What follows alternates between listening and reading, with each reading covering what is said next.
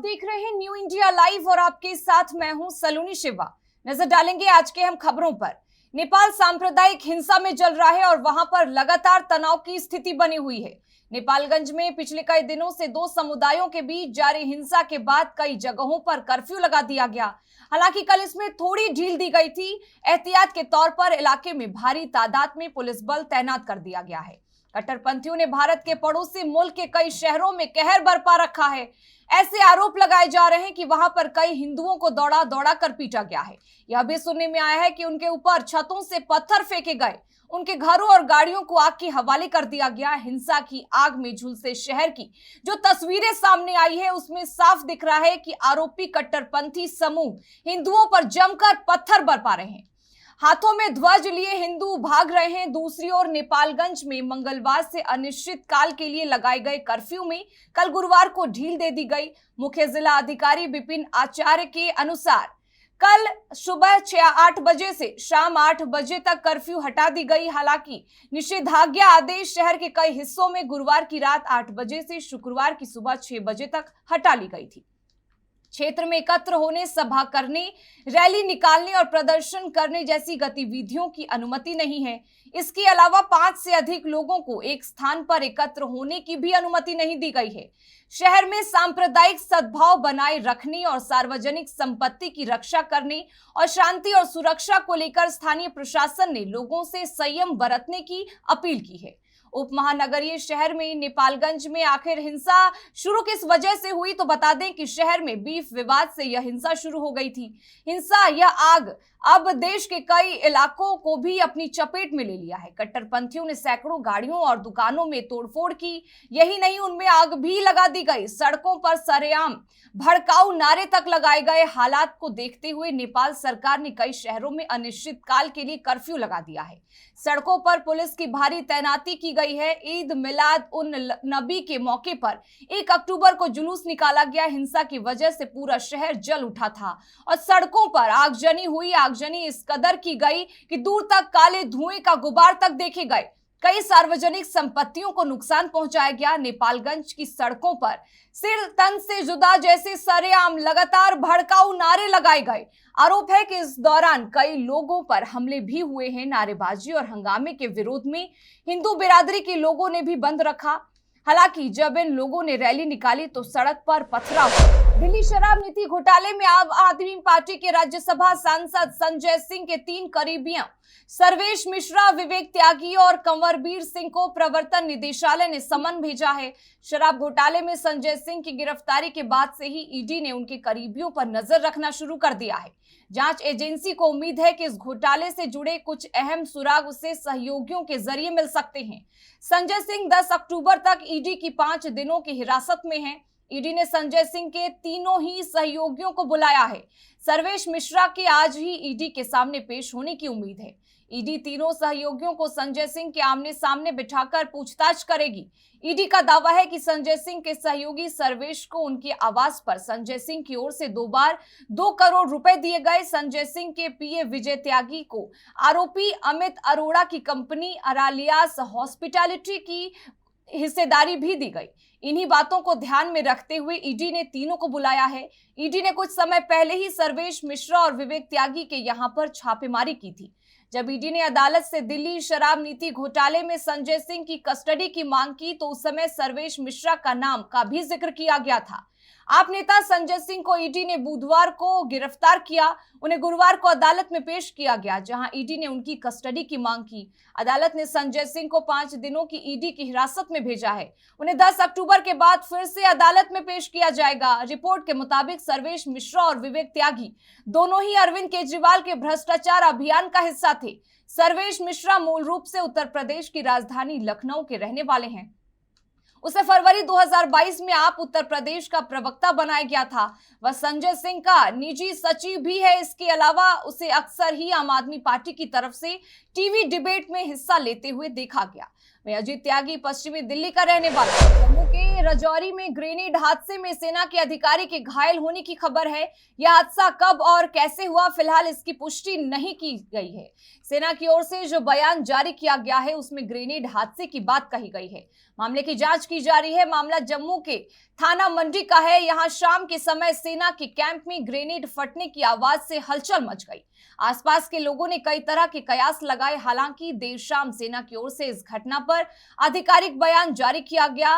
Northern command के white night corps की ओर से सोशल मीडिया प्लेटफॉर्म एक्स पर राजौरी में हुए हादसे की आधिकारिक पुष्टि की गई। इसमें बताया गया कि ग्रेनेड हादसा हुआ था, इसमें सेना का एक अधिकारी घायल हुआ है। पोस्ट में बताया गया कि प्राथमिक उपचार के बाद अधिकारी की हालत स्थिर है। सेना के कैंप में ग्रेनेड हादसा कब और कैसे हुआ इसकी पुष्टि अब तक नहीं हो पाई है। सेना ने भी अपने बयान में सिर्फ अधिकारी के घायल होने की बात कही है। सोशल मीडिया पोस्ट में सेना की ओर से लिखा गया है कि मामले की जांच कराई जा रही है। जम्मू क्षेत्र की बात करें तो इस साल यहां 2 बड़े आतंकी हमले हुए हैं। इनमें मई में राजौरी के कंडी वन क्षेत्र में एक आतंकी हमला हुआ था, जिसमें 5 जवान शहीद हुए थे और सेना का एक अधिकारी घायल हो गए थे। इसके अलावा अप्रैल में सेना के एक ट्रक पर घात लगाकर हमला किया गया था।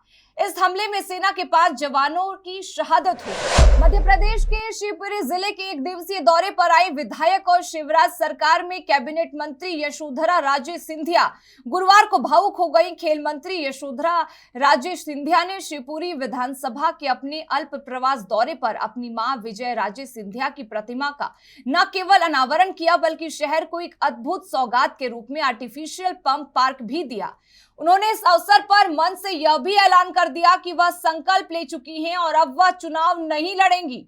बताना जरूरी है कि इससे पहले खेल मंत्री यशोधरा राजे सिंधिया प्रदेश अध्यक्ष बीडी शर्मा को पत्र लिखकर चुनाव नहीं लड़ने की इच्छा जाहिर कर चुकी थी, लेकिन यह पहली बार है कि जब उन्होंने किसी सार्वजनिक मंच से इस तरह का ऐलान किया है। खेल मंत्री यशोधरा राजे सिंधिया ने अपनी मां विजय राजे सिंधिया की प्रतिमा के अनावरण के कार्यक्रम को एक तरह से अपना विदाई कार्यक्रम बनाया और जनता को सौगात देकर उनसे अलविदा कह दिया। अब देखने वाली बात यह होगी कि सिंधिया परिवार के नियंत्रण में माने जाने वाली यह शिवपुरी विधानसभा सीट पर किसको जिम्मेदारी दी जाती है। शिवपुरी विधानसभा सीट मध्य प्रदेश के शिवपुरी जिले की एक सीट है। ये शिवपुरी लोकसभा सीट का हिस्सा है जो चंबल इलाके में पड़ता है। यह सीट मध्य प्रदेश की महत्वपूर्ण विधानसभा है जहां 2018 में भाजपा ने जीत दर्ज की थी। इस बार शिवपुरी के परिणाम किस पार्टी के पक्ष में होंगे यह तो जनता तय करेगी। वहीं 2018 के विधानसभा चुनाव में शिवपुरी में कुल 52% वोट पड़े थे। इस चुनाव में भाजपा से यशोधरा राजे सिंधिया ने आईएनसी के सिद्धार्थ लड़ा को 29 वोटों से हराया। हरियाणा के मुख्यमंत्री मनोहर लाल खट्टर ने पुलिस कर्मियों को बड़ा तोहफा दिया है। सरकार ने पुलिस प्रशिक्षण केंद्र में मौजूद कर्मचारियों को विशेष भत्ते के रूप में बेसिक पे पर 20% अतिरिक्त राशि देने का फैसला किया है। इसका लाभ प्रशिक्षण केंद्रों में बतौर प्रशिक्षण स्टाफ अस्थायी ड्यूटी पर आए हुए कर्मचारियों को भी मिलेगा। इसके साथ ही डीएसपी स्तर के अधिकारी को साल में अब 10,000 रुपए वर्दी भत्ता दिया जाएगा। मुख्यमंत्री मनोहर लाल ने हरियाणा पुलिस अकादमी मधुबन के दीक्षांत समारोह के दौरान ये घोषणा की। उन्होंने बताया कि सभी पुलिस कर्मचारियों को मिलने वाले विभिन्न भत्तों में 2.5 गुना की बढ़ोतरी की गई है। इसी तरह कांस्टेबल स्तर के कर्मचारियों के कन्वेंशन भत्ते में भी इजाफा किया गया है। इसे 120 रुपए से बढ़ाकर अब 720 रुपए कर दिया गया है, जबकि एएसआई और इंस्पेक्टर का कन्वेंशन भत्ता 1000 कर दिया गया है। हरियाणा सरकार की ओर से जानकारी दी गई है कि पुलिस कर्मियों को मिलने वाली राशन मनी को अब डाइट मनी के नाम से पुकारा जाएगा। प्रदेश के थानों की अब हर साल रैंकिंग होगी और उन्हें 1 से 7 तक स्टार दिया जाएगा। हर पुलिस लाइन में ई लाइब्रेरी खुलवाई जाएगी ताकि पुलिस कर्मियों के बच्चे भी बेहतर तरीके से पढ़ाई कर सकें। हरियाणा के मुख्यमंत्री मनोहर लाल खट्टर ने पुलिस कर्मियों से कहा कि हमें वर्दी के सम्मान के लिए हमेशा तैयार रहना होगा। उन्होंने कहा कि जिस तरह हर पुलिस कर्मी अपने वर्दी पर स्टार बढ़ाने का प्रयास करता है, उसी तरह पुलिस थानों के भी स्टार बढ़ने चाहिए।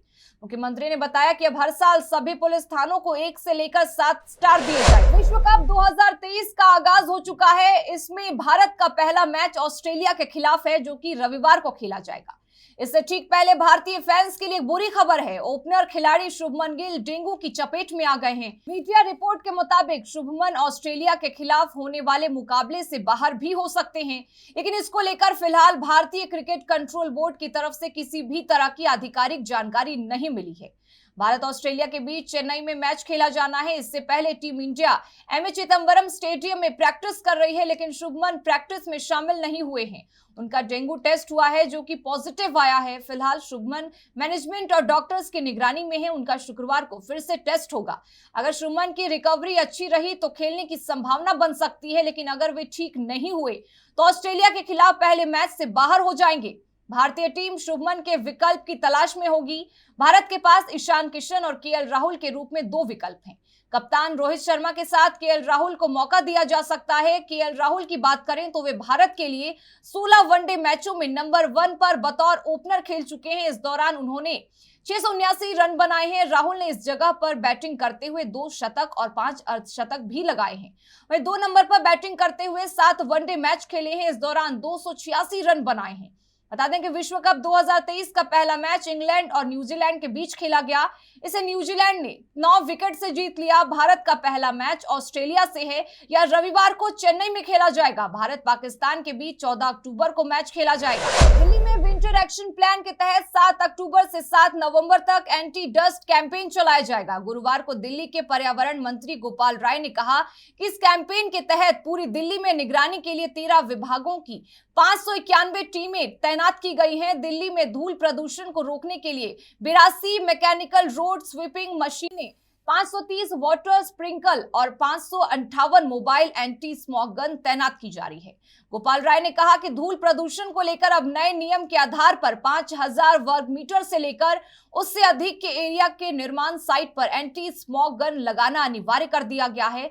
नए नियमों के मुताबिक 5000 से 10,000 वर्ग मीटर के निर्माण साइट पर एक एंटी स्मॉग गन लगानी होगी। 10,000 से 15,000 वर्ग मीटर के निर्माण साइट पर 2 एंटी स्मॉग गन अनिवार्य है। 15,000 से 20,000 वर्ग मीटर निर्माण साइट पर 3 एंटी स्मॉग गन और 20,000 वर्ग मीटर के ऊपर के निर्माण साइट पर कम से कम 4 एंटी स्मॉग गन लगाना अनिवार्य है। एंटी डस्ट अभियान को लेकर गोपाल राय ने सभी संबंधित विभागों के साथ संयुक्त बैठक की। राय ने बताया कि दिल्ली सरकार के कड़े कदमों से वायु प्रदूषण में लगातार सुधार हो रहा है। पिछले 8 वर्षों में दिल्ली के वायु प्रदूषण में 30% की कमी देखी गई। सर्दियों के मौसम में होने वाले प्रदूषण की समस्या से निपटने के लिए 29 सितंबर को सीएम अरविंद केजरीवाल द्वारा 15 फोकस पॉइंट पर आधारित विंटर एक्शन प्लान की घोषणा की गई थी। एंटी डस्ट कैंपेन के लिए तैनात टीमें 24 घंटे दिल्ली में डस्ट प्रदूषण की घटनाओं की निगरानी और उसे रोकने का काम करेंगी। पर्यावरण मंत्री गोपाल राय ने बताया कि कंस्ट्रक्शन साइट से पैदा होने वाला धूल प्रदूषण लोगों के स्वास्थ्य के लिए काफी हानिकारक है। साबित होता है कि इसी दिशा में कार्य करने के लिए कंस्ट्रक्शन एंड डिमोलिशन पोर्टल को लॉन्च किया गया था। इस पोर्टल पर 500 वर्ग मीटर से अधिक सभी साइट्स का सेल्फ रजिस्ट्रेशन करना अनिवार्य है। मध्य प्रदेश के सिंगरौली जिले में जिला अस्पताल ट्रॉमा सेंटर परिसर के अंदर पुलिस के सामने ही 2 पक्षों में जमकर लाठी डंडे से मारपीट हुई। हैरानी की बात यह है कि घटना पुलिस के सामने हुई, लेकिन पुलिस भी लाचार और बेबस दिखी। किसी तरह मामला शांत हुआ। दोनों पक्षों की शिकायत पर कोतवाली पुलिस ने मामला दर्ज कर लिया है। मामला जिले के कोतवाली थाना क्षेत्र के बेढ़न जिला अस्पताल ट्रॉमा सेंटर का है, जहां अस्पताल परिसर के अंदर पुराने विवाद को लेकर 2 पक्ष आपस में भिड़ गए। एक पक्ष से 3 लोग और दूसरे पक्ष के 4 लोग इस मारपीट के घटना में शामिल रहे। इस घटना में एक युवक घायल हो गया। फिलहाल पुलिस ने दोनों पक्षों के 7 लोगों को हिरासत में ले लिया है। दोनों पक्षों की तरफ से पुलिस ने मुकदमा दर्ज किया है। बताया जा रहा है कि एक ढाबे की दुकान के सामने गाड़ी हटाने की बात को लेकर 2 पक्षों में विवाद शुरू हुआ। देखते ही देखते मामूली विवाद मारपीट में तब्दील हो गया। इस घटना से एक लोग घायल हो गया है। पुलिस ने घायल व्यक्ति की शिकायत पर नवानगर थाने में मामला दर्ज किया। इसके बाद भी विवाद शांत नहीं हुआ। गुरुवार 5 अक्टूबर की शाम में दोनों पक्ष अस्पताल पहुंचे, जहां दोनों पक्षों के लोगों में एक दूसरे पर जानलेवा हमला करने पर उतारू हो गए। लाठी डंडे से एक दूसरे पर प्रहार करने लगे। लेकिन सबसे बड़ी हैरानी इस बात की है कि यह घटना पुलिस के सामने होती रही। पुलिस लाचार और बेबस दिखी। किसी तरह मामला शांत हुआ। इसके बाद दोनों पक्षों ने कोतवाली थाने में शिकायत दर्ज कराई है। फिलहाल पुलिस ने दोनों पक्षों की शिकायत पर मामला दर्ज कर लिया है। इस पूरे मामले में अतिरिक्त पुलिस अधीक्षक शिव कुमार वर्मा ने कहा कि दोनों पक्षों की शिकायत पर मामला दर्ज किया गया। दोनों पक्षों के कुल 7 लोगों को हिरासत में लिया गया है। मामले की जांच की जा रही है। इसके साथ फिलहाल इस बुलेटिन में बस इतना ही, लेकिन तमाम खबरों के लिए बने रहें हमारे साथ और देखते रहें न्यू इंडिया लाइव।